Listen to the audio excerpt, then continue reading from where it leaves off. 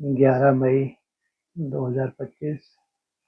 Revise course है 7 मार्च 2005। संपूर्ण पवित्रता का व्रत रखना और मैंपन को समर्पित करना ही शिव जयंती मनाना है। कैसी पवित्रता? संपूर्ण पवित्रता का व्रत रखना। अगर व्रत नहीं रखा है तो संपूर्ण पवित्रता को प्राप्त करने की कल्पना भी नहीं करनी चाहिए। और मैंपन को समर्पित करना ही शिव जयंती मनाना है। संपूर्ण व्रत क्या है?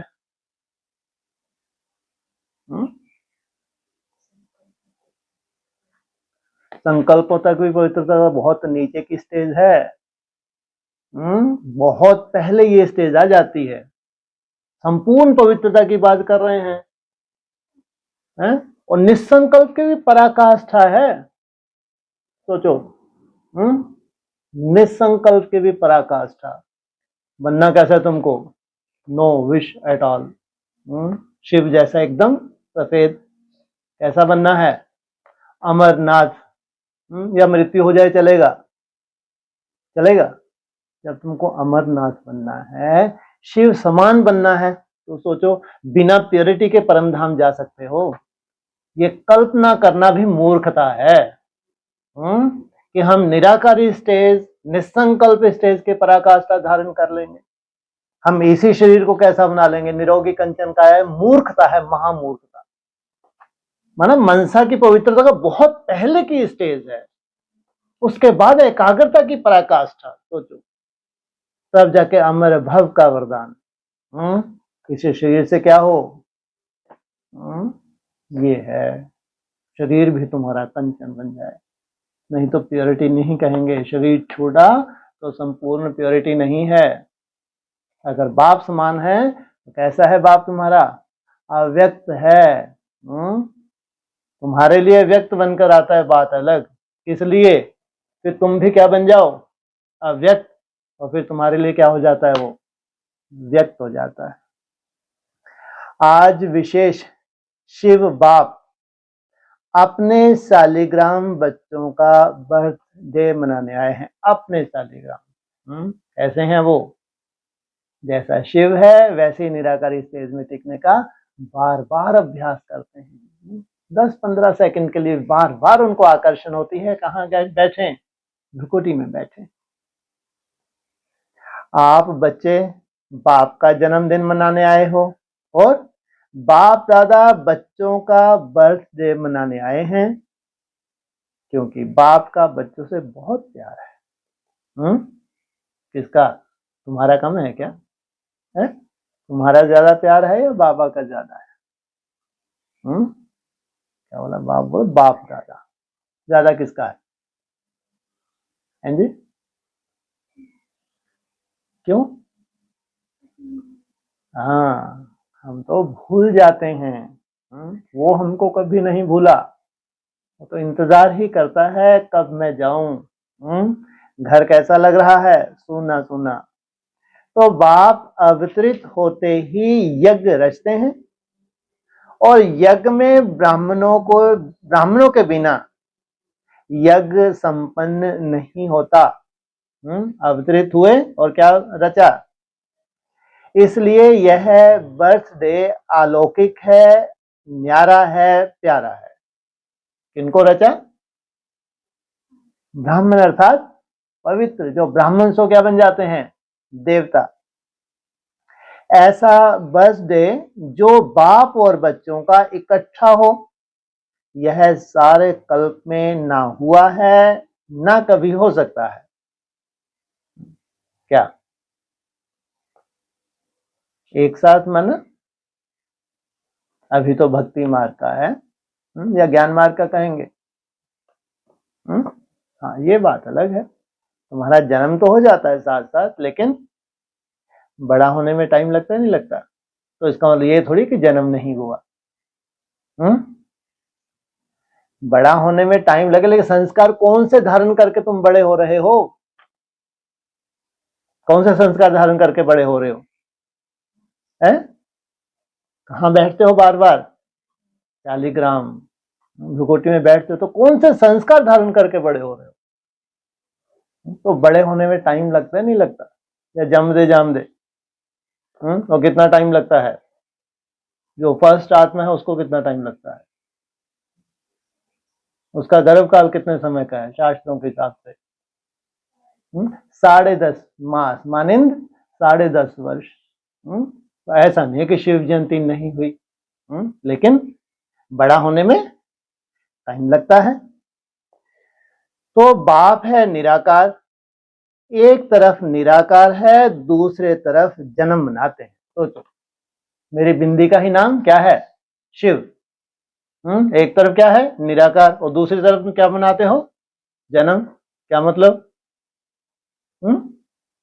तुम्हारे से बाप प्रत्यक्ष होगा, इसलिए तुम्हारे लिए बाप आता है। जब तुम निराकार स्टेज में जाते हो, बाप समान बन जाते हो, तब बाप की जय जयकार होती है। सोचो, ये है भगवान का अवतार। आप समान बच्चों को बनाते हैं। एक ही शिव बाप है जिसको अपना शरीर नहीं होता, इसलिए ब्रह्मा बाप के तन में अवतरित होते हैं। किसका आधार लिया? ब्रह्मा बाप, अपना शरीर नहीं होता। अच्छा, तो अव्यक्त ज्योतिर्लिंगम ये क्या है? कोई काम का है तुम्हारे? है कोई काम का? कोई काम का नहीं। क्यों? तुम क्या हो? व्यक्त हो, अव्यक्त हो? तुम व्यक्त हो तो तुम्हारे कोई काम का नहीं, जैसे वो शरीर है ही नहीं। तो यह अवतरित होना ही जयंती के रूप में मनाते हैं। इसलिए आए हैं तुमको आप समान बनाने के लिए। तो आप सभी बाप का जन्मदिन मनाने आए हो व अपना मनाने आए हो? पूछा। मुबारक देने आए हो व मुबारक लेने आए हो? यह 7-7 का वायदा बच्चों से बाप का है। कौन सा? बच्चों से किसका है? बाप का है। अभी भी संगम पर कंबाइंड साथ है, अवतरण भी साथ है, परिवर्तन करने का कार्य भी साथ है, और घर परम धाम चलना में भी साथ साथ। सोचो,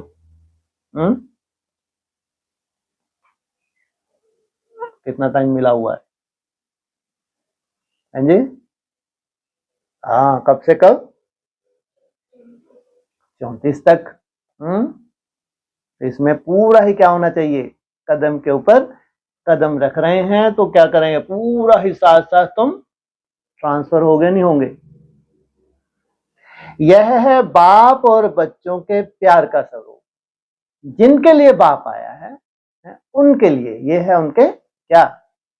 इसका मतलब क्या हुआ? जबकि कितनी कठिन तुम मेहनत कर रहे हो, तो उस मेहनत तुम्हारी नहीं है अगर तुम कर पा रहे हो, उसमें भी क्या है? कहीं ना कहीं सहयोग है बाप का। नहीं असंभव है कि तुम मेहनत भी कर सको जबकि तुम संतुष्ट नहीं हो, लेकिन जो तुम मेहनत कर रहे हो उसमें भी कौन है? कहीं ना कहीं उसका सहयोग है, क्योंकि उसको क्या करना है? तुमको समान। और साथ साथ शिव जयंती भक्त भी मनाते हैं, लेकिन वह सिर्फ पुकारते गीत गाते हैं। कहाँ है ये भक्त? जितने भी ब्रह्मा कुमार कुमारी हैं ये क्या हैं? भक्तों की तरह मनाते। आप पुकारते नहीं, आपका मनाना अर्थात समान बनना। कैसा मनाते हो? अर्थ सहित, वैसे नहीं कैंडल जला लेते। मनाना अर्थात सदा उमंग उत्साह से उड़ते रहना, इसलिए उसको उत्सव कहते हैं। कब उत्सव कहते हैं? उमंग उत्साह से उड़ते रहो। माया तुम्हारा डाउनफॉल करे तो भी तुम्हारा उमंग उत्साह क्या ना हो? कम ना हो। उत्सव का अर्थ ही है उत्साह में रहना। तो सदा उत्सव अर्थात उत्साह में रहने वाले होना। कहां दुनिया में हाहाकार, और कहां तुम्हारा सदा ही क्या है? उत्सव। जितनी तुम्हारी प्रैक्टिस बढ़ रही है किसमें हो? उत्सव में हो, उत्साह में हो। तो सदा उत्सव अर्थात उत्साह में रहने वाले होना। सदा है या कभी कभी है? बोलो, तुमको कभी चैन आ सकती है? तुमको उम्मीद है? सोचो, तुम्हारे चैन बेचैन को चैन लाने के लिए बाबा क्या कर रहा है? अभी देखो तुम्हारी भट्टी आने वाली है, कब से कब, अभी भी क्या कर रहे हो? एक दिन भी तुमको चैन है? 4 से 24 विशेष भट्टी होगी, जबकि उसके बाद जो भट्टी आनी है 3 मास की, कौन कौन से मास, जुलाई अगस्त सितंबर, उसकी तुम तैयारी कर रहे हो। सोचो कैसी बेचैनी है, किसको, कौन बेचैन है? हा? अरे कौन बेचैन है? ऐसा कौन छटपटा रहा है? तुम है? वो बेचैन है, किससे मिलना है? 5000 वर्ष के बाद इनसे मिलन होने जा रहा है। सोचो आप, जो भट्टियों के ऊपर भट्टी भट्टी, जहां हाहाकार मच रही है, अमृत वेले नहीं है, याद का नामो निशान नहीं है, तुम्हारे लिए स्पेशल पैकेज। क्या सोचो, कितना वंडरफुल ड्रामा है। वैसे देखा जाए तो ब्राह्मण जीवन का श्वास ही है उमंग उत्साह। तुम हो पक्के पक्के ब्राह्मण। वो ब्राह्मण नहीं जो कल्पना भी नहीं कर सकते कि इसी शरीर से देवता बना जा सकता है। वो तो शरीर छोड़ेंगे तब जाके देवता बनेंगे। तुम इसी शरीर को रिजोनेट करते हो। सोचो, जैसे श्वास के बिना रह नहीं सकते, ऐसे ब्राह्मण आत्माएं उमंग उत्साह के बिना ब्राह्मण जीवन में रह नहीं सकते। ऐसे अनुभव करते हो ना? देखो, विशेष जयंती मनाने के लिए कहां कहां से दूर दूर से भाग करके आए हैं। बाप दादा को अपने जन्मदिन की इतनी खुशी नहीं है क्या? क्या कहा? बाप दादा को अपने जन्मदिन की इतनी खुशी नहीं है जितनी बच्चों के जन्मदिन की है। इसलिए बाप दादा एक एक बच्चे को पदम गुना खुशी की थालियां भर भर के मुबारक दे रहे हैं। भगवान को तो पूरी दुनिया मानती है। निराकार को कौन है जो नहीं मानता? उस अव्यक्त ज्योतिर्लिंगम को शिवलिंग के रूप में क्या करोड़ों फॉलोवर्स। सोचो, लेकिन जो बच्चे साकार में मेरे जैसे बनने जा रहे हैं, सोचो, जो जलवा दिखाएंगे, तो किसको खुशी है? वो सबसे ज्यादा खुशी किसको होगी? तुम्हारे बाप दादा सबसे ज्यादा खुशी। राम बाप दादा है, वो सबसे ज्यादा खुशी। वो बाप है, बाप दादा है।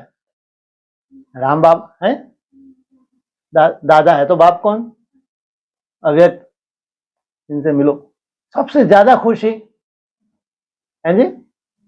हाँ, ब्रह्मा बाबा और साकार बाबा ये दोनों अव्यक्त हैं। ले कौन सी दुआएं दी है? ये तुमको दुआएं देते हैं। जो हमारा नाम वाला अभी तक नहीं हुआ, चाहे ब्रह्मा माँ हो चाहे साकार बाप अव्यक्त हुए हैं, ये दो ही आत्माएं अव्यक्त हैं ब्राह्मणों के संसार में। इन दो का नाम वाला करना बहुत बड़ा कर्ज है। और इनकी एक कल्पना रही है कि तुम शरीर से क्या बनो? अव्यक्त बनो। हमको शरीर छोड़ के अव्यक्त बनना पड़ा। तुम क्या करो? शरीर रहते रहते अव्यक्त बनो। सोचो, सबसे जास्ती अगर खुशी होती है तो उस कितनी सेफ्टी करते होंगे दोनों मिलकर, कल्पना करके देखो। तुमको दो चाहिए, एक चाहिए, एक से ही काम चलेगा। ब्रह्मा कुमारी को बाप नहीं चाहिए, लंगड़ों को मां नहीं चाहिए, ये दोनों ही अधूरे। तो तुमको कौन चाहिए? दोनों ही चाहिए है? तो मुबारक हो, मुबारक हो, मुबारक। बाप दादा को आज के दिन सच्चे भक्त भी बहुत याद आ रहे हैं। वह व्रत रखते हैं एक दिन का, और आपने व्रत रखा है सारे जीवन में संपूर्ण पवित्र बनने का। क्या ये एक ही जीवन है? अगर भगवान को दे दिया तो भगवान जैसा बनने का चांस। सोचो आप, वह खाने का व्रत रखते हैं। आपने भी मन के भोजन, व्यर्थ संकल्प, नेगेटिव संकल्प, अपवित्र संकल्पों का व्रत रखा है। ये है असली व्रत। आत्मा क्या खाती है? जितना व्यर्थ है, नेगेटिव है, आत्मा क्या हो जाती है? कमजोर हो जाती है। जितना इसका व्रत रखती है उतना आत्मा क्या बन जाती है? पावरफुल होती है। पक्का व्रत रखा है ना इसका? संकल्पों का। यह है असली व्रत, यह है निराकारी स्टेज में जाने का व्रत। यह डबल फॉरनर्स आगे आगे बैठे हैं। यह कुमार बोलो, कुमारों ने व्रत रखा है पक्का, कच्चा नहीं। माया सुन रही है, सब झंडियां हिला रहे हैं ना, तो माया देख रही है, झंडियां हिला रहे हैं। जब व्रत रखते हैं, पवित्र बनना ही है, तो व्रत रखना अर्थात श्रेष्ठ वृत्ति बनना। व्रत रखना अर्थात श्रेष्ठ वृत्ति बनना। श्रेष्ठ वृत्ति बनी तो उसके लिए क्या करोगे? संपूर्ण पवित्र बनना। कोई मासी का घर है क्या? इसलिए साकार मुरली में क्या बोलते हैं? जितना जितना तुम याद करते जाते हो उतना उतना तुम पवित्र बनते जाते हो। तो सोचो तुम्हारी पवित्रता कहां से देखें? याद की भी दृढ़ता। रोज जो तुम संकल्प लेते हो उस संकल्प को पूरा करना, ये है तुम्हारी प्योरिटी। उस संकल्प के प्रति अलवेलापन, ये इंप्योरिटी है। इसलिए कहते हैं कोई बड़ी बात नहीं है, ब्रह्मचर्य को धारण कर लिए कोई बड़ी बात नहीं है। लेकिन आत्मा को जिस स्टेज तक जाना है, जिस निराकार स्टेज तक जाना है, उसके लिए कितनी तपस्या चाहिए। तो जैसी वृत्ति होती है वैसी ही दृष्टि कृति स्वतः ही बन जाती है। तो ऐसा व्रत रखना है ना, पवित्र शुभ व्रति, पवित्र शुभ दृष्टि। जब एक दो को देखते हो तो क्या देखते हो? फेस को देखते हो या भ्रुकुटी के बीच चमकती हुई आत्मा को देखते हो? कोई बच्चे ने पूछा कि जब बात करना होता है, काम करना होता है, तो फेस को देख करके ही बात करनी पड़ती है, आंखों के तरफ ही नजर जाती है। तो कभी कभी फेस को देख करके थोड़ा वृत्ति बदल जाती है। तो बाप दादा कहते हैं आंख के साथ साथ भ्रुकुटी भी है, तो भ्रुकुटी के बीच आत्मा को देख बात नहीं कर सकते। अभी बाप दादा सामने बैठे बच्चों के आंखों में देख रहे हैं या भ्रुकुटी में देख रहे हैं? मालूम पड़ता है हैं कि भ्रुकुटी को ऐसा थोड़ी है, बहुत दूर है। जहां आंखें हैं वहीं क्या है? भ्रुकुटी है। साथ साथ तो है ना, तो है। तो फेस में देखो, लेकिन फेस में भ्रुकुटी में चमकता हुआ सितारा देखो। वो सितारा कौन है तुम्हारा? कौन है तुम्हारा? भाई है। तो यह व्रत लो, लिया है लेकिन अटेंशन दो। आत्मा को देख बात करना है, आत्मा से बात कर रहा है, बात कर रहा है, आत्मा देख रहा है। तो वृत्ति सदा ही शुभ रहेगी। साथ साथ दूसरा वायदा है, दूसरा फायदा है, जैसी वृत्ति वैसा वायुमंडल बनता है। वायुमंडल श्रेष्ठ बनाने से स्वयं के पुरुषार्थ के साथ साथ सेवा भी हो जाती है। सोचो, ये इसलिए कहते हैं तुम निरंतर सेवादारी। जितना जितना निराकारी स्टेज में टिकते हो उतना क्या हो रहा है? तुम्हारे द्वारा वायुमंडल शुद्ध हो रहा है। तो डबल फायदा है ना। ऐसी अपनी श्रेष्ठ वृत्ति बनाओ जो कैसा भी विकारी पतित आपकी वृत्ति के वायुमंडल से परिवर्तन हो जाए। ऐसा व्रत सदा स्मृति में रहे, स्वरूप में रहे। आजकल बाप दादा ने बच्चों का चार्ट देखा, अपने वृत्ति से वायुमंडल बनाने के बजाय कहां कहां कभी कभी दूसरे के वायुमंडल का प्रभाव पड़ जाता है। कारण क्या होता?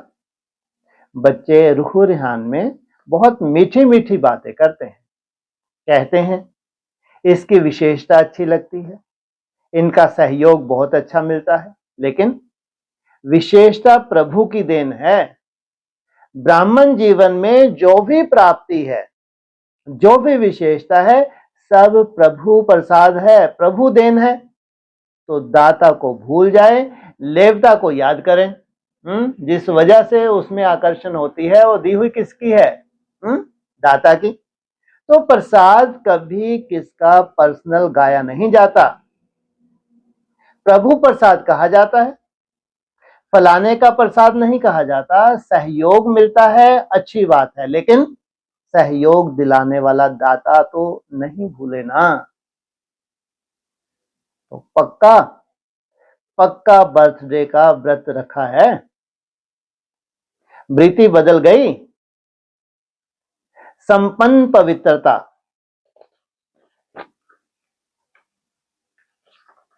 यह सच्चा सच्चा व्रत लेना व प्रतिज्ञा करना।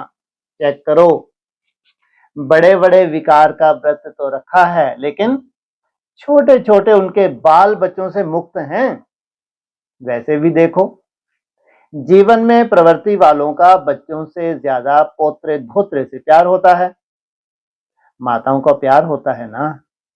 तो बड़े बड़े रूप से तो जीत लिया, लेकिन छोटे छोटे सूक्ष्म स्वरूप में वार तो नहीं करते। जैसे कई कहते हैं, आसक्ति नहीं है लेकिन अच्छा लगता है। यह चीज ज्यादा अच्छी लगती है लेकिन आसक्ति नहीं है। कहने में क्या आता है, इस चीज के प्रति कोई आकर्षण नहीं है, लेकिन क्या लगती है? अच्छी लगती है। तो विशेष अच्छा क्यों लगता? चेक करो, छोटे छोटे रूप में भी अपवित्रता का अंश तो नहीं रह गया, क्योंकि अंश से कभी वंश पैदा हो सकता है। बनना क्या है? रचयिता, बाप समान। जरा भी अंश ना हो, उस निराकारी स्टेज में जाने के लिए क्या करेगा वो? कहीं ना कहीं धोखा देगा। कोई भी विकार, चाहे छोटे रूप में चाहे बड़े रूप में आने का निमित्त एक शब्द का भाव है। वह एक शब्द है, मैं।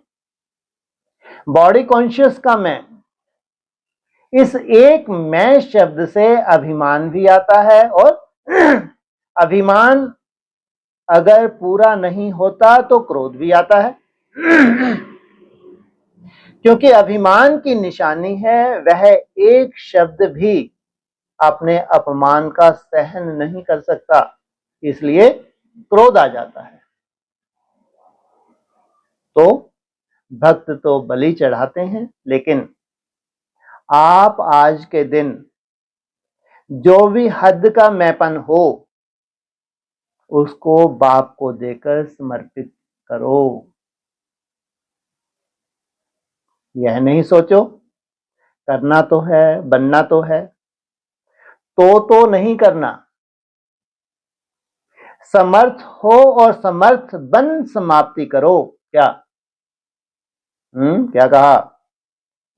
समर्थ हो और समर्थ बन क्या करो?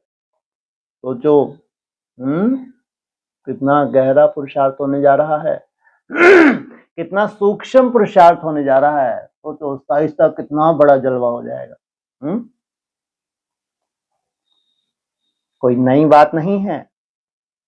कितने कल्प, कितने बार संपूर्ण बने हो, याद है? कोई नई बात नहीं है। कल्प कल्प बने हो, बनी हुई बन रही है, सिर्फ रिपीट करना है। क्या? कब कब बने हो? कल्प कल्प। पहला कल्प कब? और फिर कल्प, फिर आखिरी कल्प।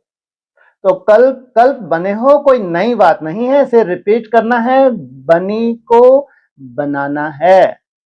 इसलिए कहा जाता है बना बनाया ड्रामा। और इसके बंधन में मैं बांधा हुआ हूं। बना हुआ है, सिर्फ रिपीट करना अर्थात बनाना है। तुम क्रिएटर हो, क्या हो? सिर्फ क्या करना है? बनाना है। मुश्किल है या सहज है? बाप दादा समझते हैं संगम युग का वरदान है सहज पुरुषार्थ। तो इस जन्म में सहज पुरुषार्थ के वरदान से 21 जन्म सहज स्वतः ही प्राप्त होती है। बाप दादा हर बच्चे को मेहनत से मुक्त करने आए हैं। 63 जन्म मेहनत की, एक जन्म परमात्म प्यार। मोहब्बत से, मेहनत से मुक्त हो जाओ। जहां मोहब्बत है वहां मेहनत नहीं। इससे मोहब्बत है बाप समान बनना है। जहां मोहब्बत है, मेहनत नहीं। जहां मेहनत है वहां मोहब्बत नहीं। बाप दादा सहज पुरुषार्थी भव का वरदान दे रहा है। क्या? सहज पुरुषार्थी भव, और मुक्त होने का साधन है मोहब्बत। बाप से दिल का प्यार। सदा क्या याद रहे? किसके जैसा बनना है। प्यार के लवलीन और महामंत्र है, महायंत्र है मन मनाभव का मंत्र। तो यंत्र को काम में लगाओ। कौन सा यंत्र? मन मनाभव। किससे याद करो? मन ही मन मेरे को याद करो। फिर क्या रिजल्ट निकलेगी इसकी? मध्य जीव तो लगे ही हो, वो भी मन मनाभव होके क्या करते हो? हर कर्म करते हुए उसको याद करने की कोशिश करते हो, तो रिजल्ट क्या निकलेगी? मन मनाभव से ऊपर भ्रुकुटी में क्या बोला है? स्वराज अधिकारी। तो काम में लगाना तो आता है ना। बाप दादा ने देखा संगम युग में परमात्म प्यार द्वारा बाप दादा द्वारा कितनी शक्तियां मिली हैं, गुण मिले हैं, ज्ञान मिला है, खुशी मिली है। इन सब प्रभु देन को, खजानों को समय पर कार्य में लगाओ। तो बाप दादा क्या चाहते हैं? सुना? हर एक बच्चा सहज पुरुषार्थी, सहज भी तीव्र भी, केवल सहज नहीं, साथ में तीव्रता भी हो, बनना ही है। हम नहीं बनेंगे तो कौन बनेगा? क्या कितना निश्चय हो? हम ही थे, हम ही हैं और हर कल्प हम ही होंगे। इतना दृढ़ संकल्प स्वयं में धारण करना ही है। करेंगे नहीं, कहना, करना ही है, होना ही है, हुआ ही पड़ा है। बाप दादा देश विदेश के बच्चों को देख खुश होते हैं, लेकिन सिर्फ आप सामने सन्मुख वालों को नहीं देख रहे हैं, चारों ओर के देश और विदेश के बच्चों को देख रहे हैं। मेजॉरिटी जहां तहां बर्थडे की मुबारक आई है, कार्ड भी मिले हैं, ईमेल भी मिले हैं, दिल का संकल्प भी मिला है। बाप भी बच्चों के गीत गाते हैं। आप लोग गीत गाते हो ना? बाबा आपने कमाल कर दी, तो बाप भी गीत गाते हैं। मीठे बच्चों ने कर दी कमाल। क्या?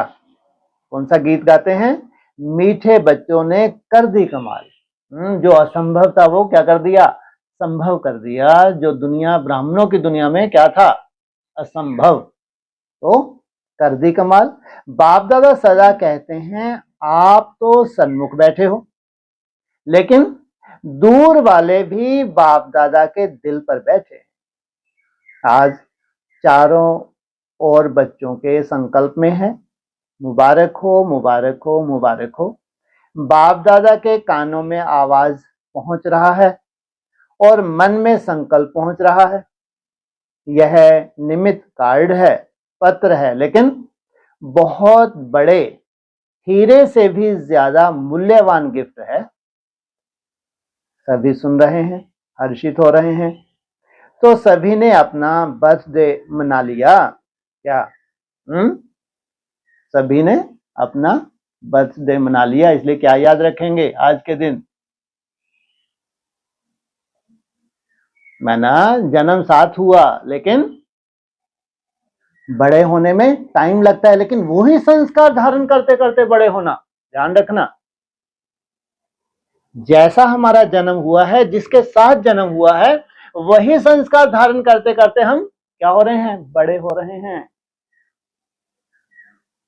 तो बाप दादा के कानों में आवाज पहुंच रहा है, हर्षित हो रहे हैं, तो सभी ने अपना बर्थडे मना लिया, चाहे 2 साल का हो, चाहे 1 साल का हो, चाहे 1 सप्ताह का हो, लेकिन यज्ञ की स्थापना का बर्थडे है। तो सभी ब्राह्मण यज्ञ निवासी तो हैं ही, इसलिए सभी बच्चों को बहुत बहुत दिल का प्यार भी है, दुआएं भी हैं, सदा दुआओं में ही पलते रहो, उड़ते रहो। दुआएं देना और लेना सहज है ना? सहज है। जो समझते हैं सहज है वह हाथ उठाओ, झंडियां हिलाओ। तो दुआएं छोड़ते तो नहीं। सबसे सहज पुरुषार्थ ही है दुआएं देना, दुआएं लेना। इसमें योग भी आ जाता है, ज्ञान भी आ जाता है, धारणा भी आ जाती, सेवा भी आ जाती, चारों ही सब्जेक्ट आ जाती हैं दुआएं देने और लेने में। क्या तुम्हारे लिए कितना सहज है? चारों ही सब्जेक्ट इसमें क्या हो रही हैं? कवर हो रही हैं। तो डबल फॉरनर दुआएं देना और लेना सहज है ना? सहज है। 20 साल वाले जो आए हैं वह हाथ उठाओ। आपको तो 20 साल हुए हैं, लेकिन बाप दादा आप सबको पदम गुना मुबारक दे रहे हैं। कितने देशों से आए हैं? कोई ने कहा 69 देशों के। मुबारक हो। 69 बर्थडे मनाने के लिए 69 देशों से आए हैं। कितना अच्छा है। आने में तकलीफ तो नहीं हुई ना? सहज आ गए ना? जहां मोहब्बत है वहां कुछ मेहनत नहीं। तो आज विशेष वरदान क्या याद रखेंगे? सहज पुरुषार्थी। सहज कार्य जल्दी जल्दी किया जाता है। मेहनत का काम मुश्किल होता है ना, तो टाइम लगता है। तो सभी कौन हो? सहज पुरुषार्थी। बोलो, याद रखना। अपने देश में जाके मेहनत में नहीं लग जाना। अगर कोई मेहनत का काम आवे भी तो दिल से कहना, बाबा मेरा बाबा, तो मेहनत खत्म हो जाएगी। अच्छा, मना लिया ना? बाप ने भी मना लिया, आपने भी मना लिया। अच्छा, अभी 1 सेकंड में ड्रिल कर सकते हो? कर सकते हो ना? अच्छा, बाप दादा ने ड्रिल कराई। चारों ओर के सदा उमंग उत्साह में रहने वाले श्रेष्ठ बच्चों को, सदा सहज पुरुषार्थी संगम युग के सर्व वरदानी बच्चों को, सदा बाप और मैं आत्मा इसी स्मृति में से बोलने वाले मैं आत्मा, सदा सर्व आत्माओं को अपने वृत्ति से वायुमंडल का सहयोग देने वाले ऐसे मास्टर सर्वशक्तिवान बच्चों को बाप दादा का याद प्यार, दुआएं, मुबारक और नमस्ते। डबल विदेशी बड़ी बहनों से सभी ने मेहनत अच्छी की है, ग्रुप बनाया है ना, तो मेहनत अच्छी की है। और यहाँ वायुमंडल भी अच्छा है, संगठन की शक्ति भी है, तो सबको रिफ्रेशमेंट अच्छी मिल जाती है और आप निमित्त बन जाते हो। अच्छा है।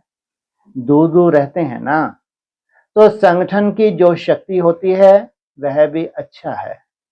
इतना सारा परिवार इकट्ठा होता है तो हर एक की विशेषता का प्रभाव तो पड़ता है। अच्छा प्लान बनाया है, बाप दादा खुश हैं। सबकी खुशबू आप ले लेते हो, वह खुश होते हैं, आपको दुआएं मिलती हैं। अच्छा है। यह जो सभी इकट्ठे हो जाते हो यह बहुत अच्छा है। आपस में लेन देन भी हो जाती है और रिफ्रेशमेंट भी हो जाती है। तो एक दो की विशेषता जो अच्छी पसंद आती है उसको यूज करते हैं, इससे संगठन अच्छा हो जाता है। ठीक है।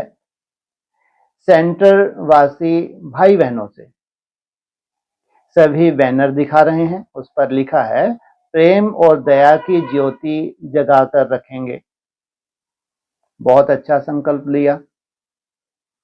अपने पर भी दया दृष्टि, साथियों के ऊपर भी दया दृष्टि और सर्व के ऊपर भी दया दृष्टि। ईश्वरीय लव चुंबक है, तो आपके पास ईश्वरीय लव का चुंबक है।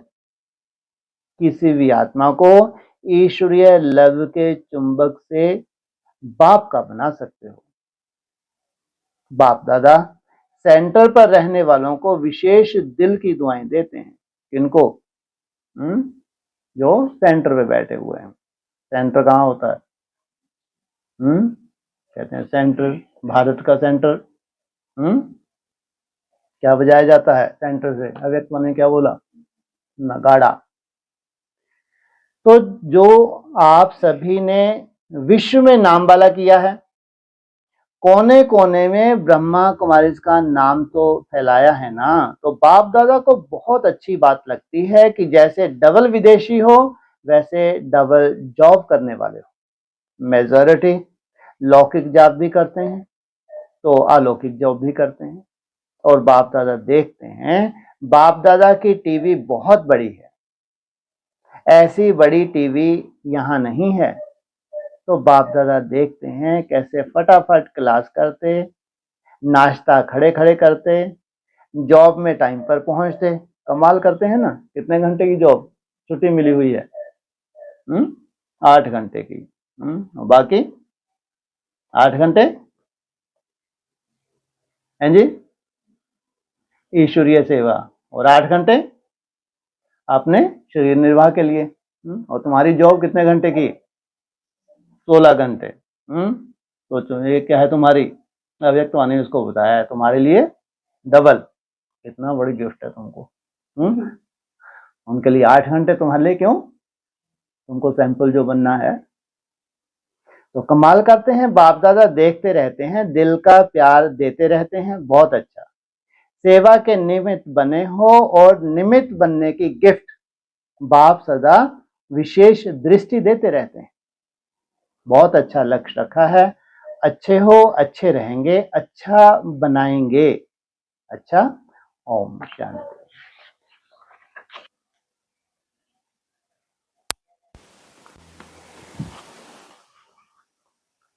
जो बोला ना अभी कि चार्ट का जो लक्ष्य रखते हैं उसमें जो अलबेलापन है, हाँ जी। तो जो हमारा डेली का रूटीन तो फिक्स होता है, नुमा शाम का 4 घंटे और हाँ सवेरे जी। में, तो किसी दिन नुमा शाम में 50% मिलता है, किसी दिन 75, उस हिसाब से कम ज्यादा हो जाता है। ठीक है। तो उसको अलबेलापन में गिनना नहीं, वो ठीक, वो तो अब संपूर्णता के लिए कोई ना कोई बीच में छोटा मोटा ये विघ्न तो होगा, लेकिन आपको जो टाइम देना था, हाँ, उसमें भी अगर आपको लगता है कि यहाँ अपनी चेकिंग करके देख लो कि हम अगर इस विधि से करते, ऐसा करते तो और अच्छे रिजल्ट निकल सकते थे। लेकिन आपने पूरी ताकत लगाई है, आपने पूरी ताकत लगाई है जैसा आप कर सकते थे। उसके बीच में अगर थोड़ा बहुत माया है किसी रूप की, वो तो फिर क्या करना पड़ेगा? लास्ट में किसकी झोली में डालना पड़ेगा? जो रिजल्ट निकली बाप की झोली में। हाँ, अपनी चेकिंग हो सकती है कि क्या उस वक्त आप और अच्छा कर सकते थे, ये अपनी पर्सनल चेकिंग है। अगर और तो अच्छा कर सकते, कैसे कर सकते थे? लेकिन आपने तो अच्छे से अच्छा किया, और उसमें भी माया ने इंटरफेयर किया थोड़ा बहुत, तो उसमें क्या है? तो वो कोई खास बात नहीं है। लेकिन कम से कम जो हम प्रैक्टिस कर रहे हैं वो दृढ़ता पूर्वक, कितने घंटे की प्रैक्टिस कम से कम मेरे को करनी है जिससे 75 रिजल्ट मेरे को निकालनी है। ये है तुम्हारी रिजल्ट।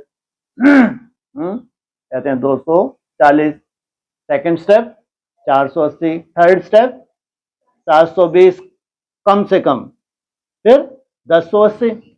अब वो जो तुम्हारा कम से कम है, चाहे 240 हो कम से कम, चाहे 480 हो कम से कम, चाहे 720 हो कम से कम, तो उसके लिए जो तुमने अपनी सेटिंग कर रखी है उसमें तपस्या भी है। केवल क्या नहीं है? लीन नहीं है।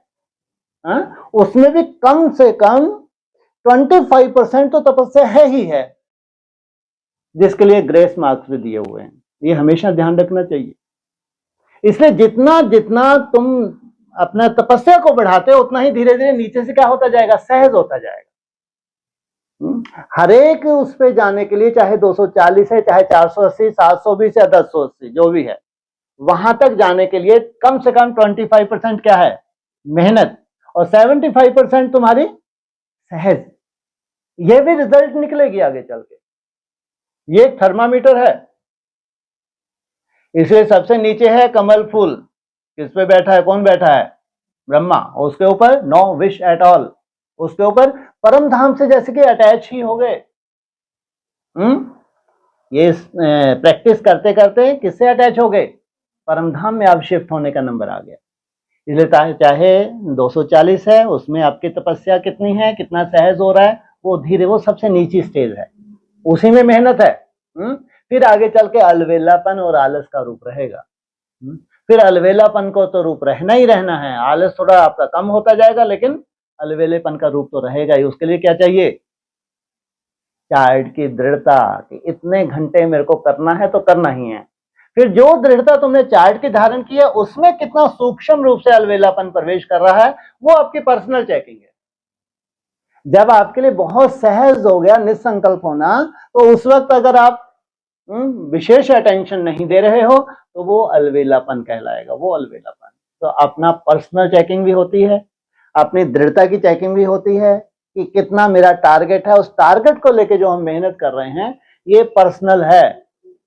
चाहे अलवेलेपन का रूप खत्म करना हो, चाहे उसको चार्ट को आपको क्या करना है, रिफाइन करना है, इसके लिए ये पर्सनल अपनी चेकिंग करनी पड़ेगी और उसको चेंज करना पड़ेगा। हाँ जी। और जैसे पहले चार्ट का टारगेट मतलब चार्ट कम होता हो, टीसी का ही, लेकिन नुमा शाम बहुत अच्छा, लेकिन अभी दिन में भी मेहनत करके थोड़ा बड़ा टारगेट लिया तो नुमा शाम में व्यर्थ आता है। हाँ जी। तो इसका कारण क्या है? हाँ, तो बोला ना, जितना बड़ा टारगेट लेते जाओगे तो उतना तुमको 25% कहीं भी तुम्हारे ऊपर अटैक होगा नहीं होगा। 25% उस अटैक को, वो तपस्या है जो तुमने बड़ा टारगेट लिया, उसको क्या मानना है, उसको क्या मानना है? ये जैसे मनमनाभव ही है, उसमें मेहनत ही मनमनाभव है। जब तुम्हारे ऊंचाई पे पहुंचते पहुंचते एक निश्चित स्टेज तक पहुंचने के लिए तुमको अपना जब टारगेट पूरा करना होता है, उस वक्त क्या करती है माया? पूरा जोर से क्या करती है, चाहे आलस के रूप में आ जाए, चाहे व्यर्थ के रूप में आ जाए, उस वक्त तुम कौन सा वो अपना रहे हो, विधि अपना रहे हो, उस वक्त वो 100% ही है। 100% मतलब जो तुमने टारगेट लिया उसमें ये मत सोचो ये जो मैंने नोट कर लिया इसमें तो जैसा मैं चाहती हूँ वैसा नहीं था। अरे यहाँ तुम्हारा दृढ़ता ही चाहिए थी। यहाँ क्या चाहिए थी? यहाँ तुम्हारा दृढ़ता चाहिए थी अपना क्या पूरा करने के लिए? टारगेट पूरा करने के लिए। तो वो जो जब बड़े से बड़ा टारगेट लेते हैं तो 25% तो क्या गुंजाइश है। इसलिए कहते हैं जब 60 सेकंड की बात आएगी तो कहां पहुंचोगे पहले तुम? 45। और फिर जब 2 मिनट पे पहुंचोगे तो ये बहुत 1-1.5 मिनट सहज हो रहा होगा, लेकिन 2 मिनट तक जाने में तुम्हारी आफत हो रही है। ऐसी चाहे 3 मिनट हो, चाहे 5 मिनट हो, चाहे 10 मिनट हो, ऐसे चाहे 3 घंटे हो, चाहे 8 घंटे हो, चाहे 16 या 24 घंटे हो। माना इंटरनल हमारा एक सिस्टम है, वो जमदे जामदे नहीं होता। उसमें एकाग्रता की वृद्धि में टाइम लगता है, उसमें अभ्यास तो बहुत चाहिए। जैसे कल या परसों की मुरली में था, दिन रात, क्या बोला था बाबा ने? दिन रात का अभ्यास चाहिए। तो उसमें वृद्धि होना, एकाग्रता में वृद्धि होना, जो असंभव है उसको संभव करना, उसमें टाइम चाहिए, उसमें थकना नहीं होता है।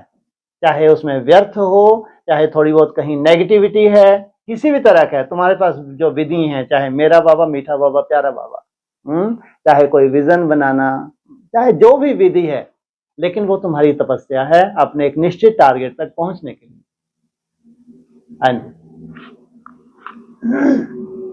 साकार मुरली में ऐसा बोला है कि अपने को नीच समझना ये आत्माभिमान। अपने को नीच समझना आत्माभिमानी माने क्या हो? तुम अहंकार को पलने नहीं देना। अभी संपूर्ण ना तो तुम देवता बने हो, बापसमान बनने की बात बहुत दूर। तो क्या हो? जब तक तुम बापसमान नहीं बने तो कुछ ना कुछ क्या है? नीचापन है। नीचता माना वो नीचता नहीं, ये कैसी नीचता है? माना कुछ ना कुछ देह अभिमान है। तो क्या समझना चाहिए? जैसे बाबा एक 2 चित्र बनवाते थे। एक चित्र कैसा अपना तुम ताज वाला, और एक टोकरी वाला, और टोकरी में भी क्या है? गंदगी है? वो चित्र अपना बनाओ। गंदगी का टोकरा एक तरफ है, एक तरफ ताज धरा हुआ है। सोचो तो वो गंदगी कौन सी है तुम्हारी बुद्धि में? तो वो चित्र कौन सा पसंद है? फिर आप बोलते थे। तो जो चित्र तुमको पसंद है वो सदा ही क्या करो? स्वयं में टिको। ऐसे ये जो नीचता का शब्द आया है किस लिए? क्योंकि वो अभी देहभान है। देहभान अर्थात नीचता, और जाना कहां तक है? सोचो, इसका मतलब जब तुम कम से कम चाहे 240, चाहे 480, चाहे 720, तब भी कुछ ना कुछ नीचता तो है नहीं है, देहभान है। लेकिन जब 16 कला संपूर्ण निर्विकारी बन जाएंगे, तब कहेंगे अब कोई नीचता नहीं है। अब कहां ट्रांसफर होने वाले हो? अब भगवान भगवती की प्रैक्टिकल तुम टाइटल लेने जा रहे हो। हाँ जी। तो एक निरहंकारी बनना, हाँ जी, और हीन भावना में ना जाना, हाँ, और स्वमान में भी रहना।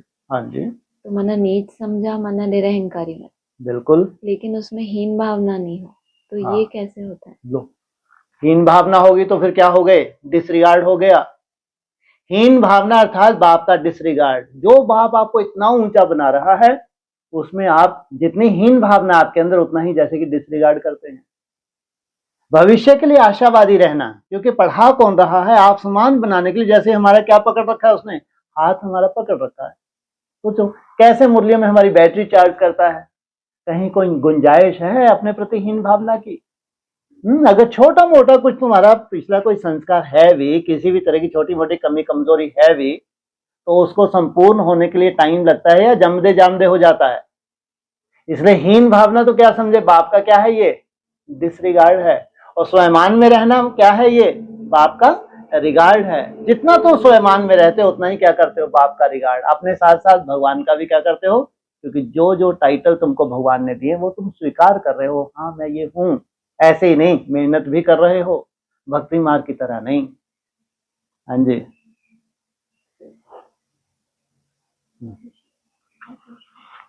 हाँ जी, कोई बात नहीं। हाँ, ऑनलाइन किसका कोई प्रश्न हो?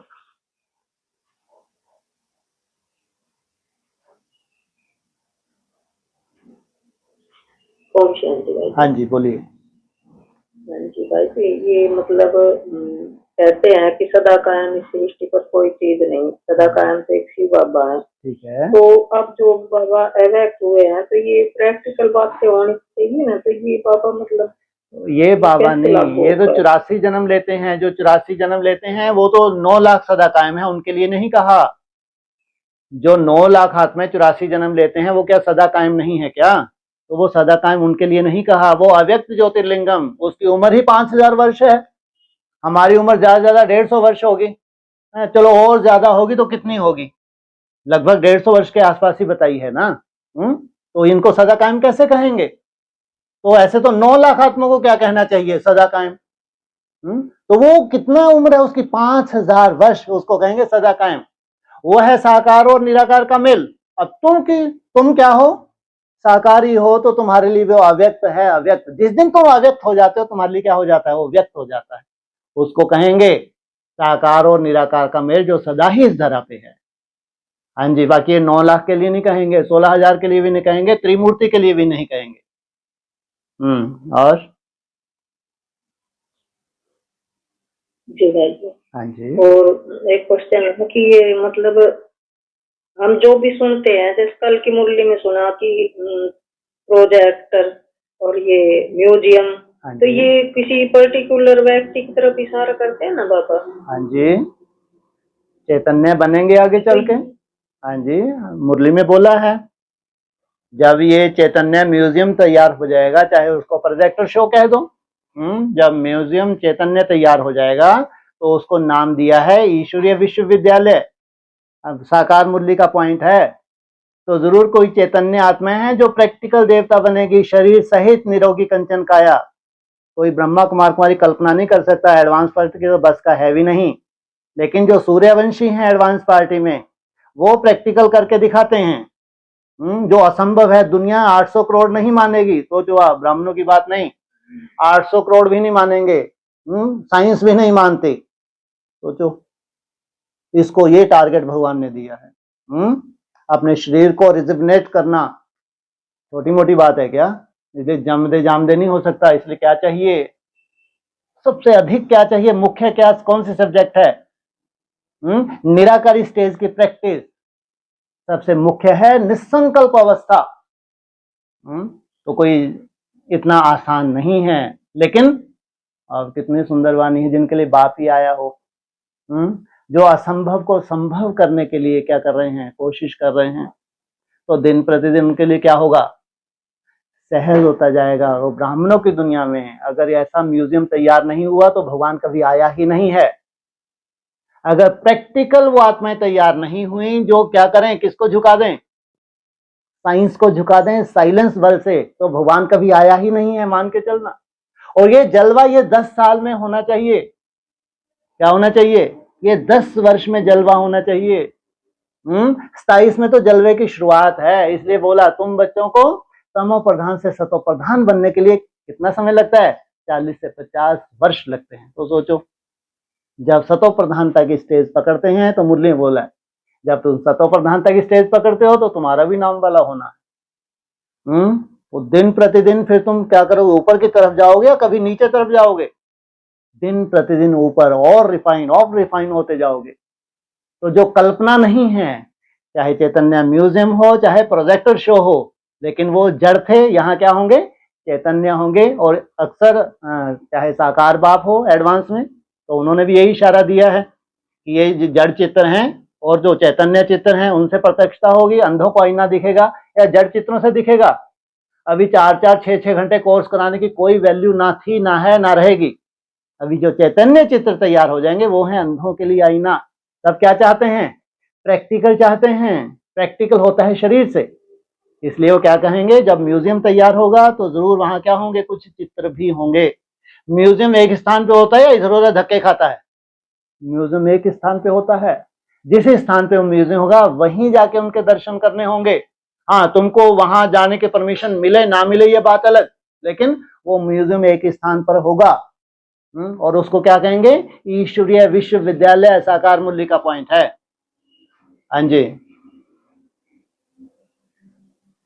और कल की मुरली का पॉइंट था कि बाप जितने जी मरना सिखाते हैं, तो उसकी मतलब ऐसी स्टेज पर पहुंचने वाले की कैसी एक्टिविटी दिखाई दी? बस ऐसी एक्टिविटी होगी, वैरागी होंगे, घर ग्रस्त में रहते हुए एकदम वैरागी, सब मरे पड़े हैं, क्या दिख रही होंगी उनको, ये लाशें ही लाशें हैं मेरे आसपास, चाहे मेरे बच्चे हैं, चाहे मेरा पति है, चाहे मेरी पत्नी है, ये क्या है, ये लाशों का ढेर है। क्या बन गए तुम, कहाँ के वासी बन गए? कहते हैं मेरा बाप कैलाश का वासी, और बन के तो दिखाओ। इतना नष्टमोह चाहिए, कोई मासी का घर है क्या मरना? आप मुँह मर गई दुनिया, तुमको मरना सिखाते हैं और तुम इनमें ही जी रहे हो। अभी ये मेरा बच्चा है, ये मेरा पोता है, ये मेरा नाती है, ये मेरा पति है, इनके बस का है क्या? ये तो मरेंगे ही मरेंगे। तुमको मरना सिखाते हैं। और जब तुम देह भान में ही नहीं रह रहे, इतनी सुंदर प्रैक्टिस कर रही हो, देह भी तुम्हारी नहीं है, तो ये बच्चे खच्चे ये तुम्हारे हैं क्या? क्या करते हैं बाप, तुमको क्या सिखाते हैं? नष्टोमोहा कह लो या विदेही कह लो या आत्मा बनना सिखाते हैं, मरना सिखाते हैं। ये है मरना, ये अंदर से बात है मरने की। अंदर कोई देखता है क्या? नहीं तो गाली देने पड़ने लग जाए पूरा परिवार ही ये कैसी बन गई, ये तो पागल हो गई है। लेकिन अंदर से ये हकीकत है, अंदर से स्वीकार करना और अंदर से ये चिंतन हो, मैं और मेरा बाप, दूसरा न को, इसको कहें मरना। सिवाय बाप के और कोई आपका संसार ही ना बचे, ये बाप तुमको सिखाते हैं। हाँ जी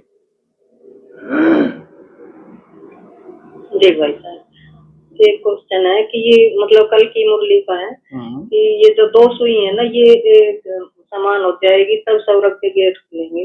तो पहले तो शायद मतलब यही समझ में आता था, छोटी मम्मी और बड़ी मम्मी और बाप तो था ही। तो अब यही है, वही आत्माएं मतलब नई दुनिया में सब कुछ नया है। बड़ी मम्मी, छोटी मम्मी भी अभी थोड़े दिनों में आगे चल के शरीर छोड़ेंगी, नहीं छोड़ेंगी। जब बाप गया तो उसको भी जाना है, क्योंकि साथ साथ आना है।